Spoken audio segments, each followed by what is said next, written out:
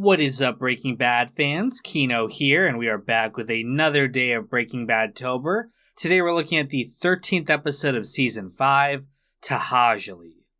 Now, the episode opens with Lydia observing a cook at Jack's compound. Todd is now the cook, but his product is only 76% pure.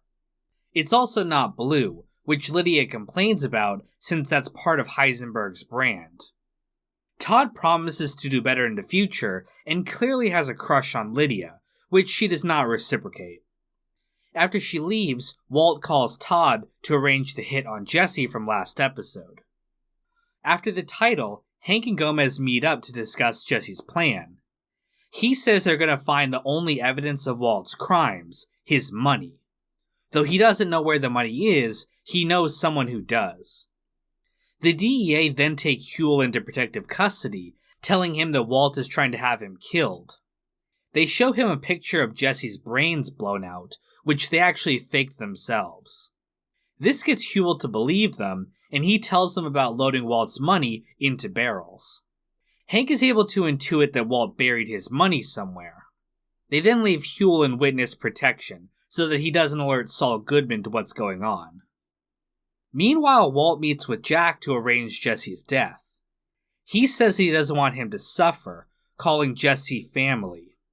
However, Jack will only do the hit if Walt agrees to coach Todd and help him get the purity up. Walt agrees to one cook after the job is done. Though Walt doesn't know where Jesse is, he has his own plan to flush him out. Walt then goes to pay a visit to Andrea. He tells her that Jesse is missing and convinces her to call Jesse and leave a message letting him know that Walt is there. Meanwhile outside, Kenny and his guys are waiting for Jesse to show up and kill him. However, Hank is now in possession of Jesse's phone and deletes the message, realizing that it's a trap. Gomez then returns, having found out the van rental company does not have GPS tracking on its vehicles, leaving them with no way to track where Walt went. However, Hank gets an idea on how to trick Walt. Meanwhile at the car wash, Skyler is teaching Junior how to work the register as an excuse to keep him there where it's safe. Saul then arrives, pretending to be a customer. He tells Walt that Huell has disappeared, and he thinks that Jesse is responsible. After Saul leaves, Walt gets a text from Jesse showing him a barrel full of money. Jesse then calls Walt, telling him that he found his money buried and he's going to burn it all unless he meets him where it's buried. Walt then rushes in his car to Tahajali where he buried the money.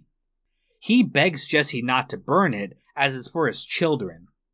He reminds him that he killed people to save his life and only gave Brock enough poison to make him sick, but not kill him.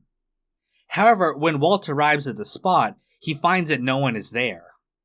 Walt quickly realizes that he's been led into a trap, and assumes that Jesse is going to have him killed. He calls Jack and gives him the GPS coordinates of the spot, telling him to get there and save him if they want him to cook. However, he sees that Jesse is with Hank and Gomez, and after realizing that Jesse has ratted him out, tells Jack not to come anymore. With nowhere to run, Walt then surrenders himself to Hank. Hank, victorious over Walt, cuffs him and reads him his rights. Walt is furious at Jesse for betraying him, but Jesse spits in his face. They break up the fight and then put Walt in the car, and Hank calls Marie to let her know the good news. However, at that moment, Jack and his guys arrive on the scene. Hank calls out that they are cops and demands that they show their hands. Jack and his men refuse, and there's a standoff with both sides pointing their guns at each other. Walt screams at Jack not to shoot. However, as the episode ends, they begin to open fire. As I mentioned before, Tahajali is the first place that Walt and Jesse ever cooked in the first episode. It's symbolic that everything comes to an end here of all places. When Todd's meth doesn't turn out blue, Jack suggests that they add blue food coloring to make the meth look like it's Heisenberg's. This is ironically the same thing that Declan was doing in order to mimic Walt's product. My partner tells me that your crew switched to a P2P cook because of our success. You dye your meth with food coloring to make it look like mine. You already ape my product at every turn. Finally, when Hank puts Walt in the car, he waves at him like Popeye Doyle from the 1971 film The French Connection, which is about a police detective that relentlessly pursues a heroin smuggler. Hank mentions this to Walt in bullet points, and it's a symbol of his satisfaction in personally catching Walt. I wanted to be the one to slap the handcuffs on him, that kind of shit. Popeye Doyle waving to Frog 1. However, like Walt points out, Popeye never actually catches Frog 1 in the first French Connection, just like how Hank doesn't end up catching Walt. An interesting note, in the movie, Popeye kills an FBI agent accidentally while he's pursuing Frog 1, but doesn't care because he's so focused on getting the bad guy.